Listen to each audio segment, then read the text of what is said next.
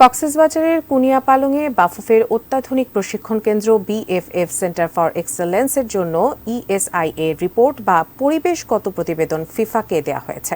ফিফার অনুমোদন পেলেই মেগা এই প্রকল্পের কাজ শুরু করবে বাফুফে। 2022 সালে কক্সবাজারের কুনিয়াপালংয়ে প্রধানমন্ত্রী শেখ হাসিনা বাংলাদেশ ফুটবল ফেডারেশনকে 20 একর জমি উপহার দিয়েছিলেন টেকনিক্যাল সেন্টার নির্মাণের জন্য। এরপর বাফুফেকে ছাড়পত্র দেয় পরিবেশ ও বন মন্ত্রণালয়।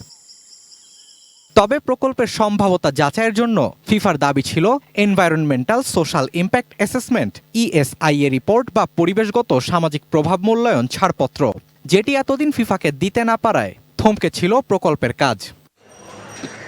অবশেষে সেই ইএসআইএ রিপোর্ট হাতে পেয়ে এই মাসের শুরুতে ফিফাকে পাঠিয়েছে বাফুফে। আন্তর্জাতিক ফুটবল নিয়ন্ত্রণ সংস্থা এবার কুনিয়াপালংয়ের প্রকল্পের সেই প্রতিবেদন যাচাই বাছাই করে আগস্টের শেষ দিকে বাফুফেকে জানাবে। ফিফা থেকে সবুজ সংকেত পেলেই কাজ শুরু হবে প্রকল্পের। ইএসআই এর রিপোর্টটা আমাদের হলে তার পরবর্তী যাব। সো এই প্রক্রিয়া আমরা সম্পূর্ণ করেছি। পরবর্তীতে ফিফা আমাদের জানাবে। ফিফা তখন বলবে গো হেড, তখন হচ্ছে আমাদের এটার কনস্ট্রাকশনের কাজ শুরু করার জন্য পরিবেশগত ছাড়পত্রের জন্য আমরা কাজ করব। কুনিয়াপালংয়ে 3টি মাঠ করার পরিকল্পনা আছে বাফুফের, তবে সেগুলো আর্টিফিশিয়াল টার্ফ হবে কিনা সে বিষয়ে এখনও বাফুফে কোনো সিদ্ধান্ত নেয়নি। প্রকল্পের কাজ কবে নাগাদ শেষ হবে সেটিও এখনো বলতে পারছে না বাংলাদেশ ফুটবল ফেডারেশন।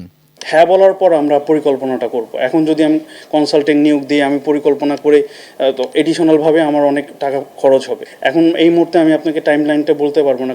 ফিফার ডেভেলপমেন্ট প্রকল্পের আওতায় 3.3 মিলিয়ন মার্কিন ডলার বা প্রায় 30 কোটি টাকা পাবে বাফুফে। অত্যাধুনিক এই টেকনিক্যাল সেন্টারে থাকবে সব ধরনের সুযোগ সুবিধা। বয়সভিত্তিক দলগুলোর পাশাপাশি জাতীয় দলের প্রশিক্ষণ কার্যক্রমও পরিচালিত হবে কুনিয়াপালংয়ে। Sheikh Tanvir Hasan আরিব, ATN news, Dhaka.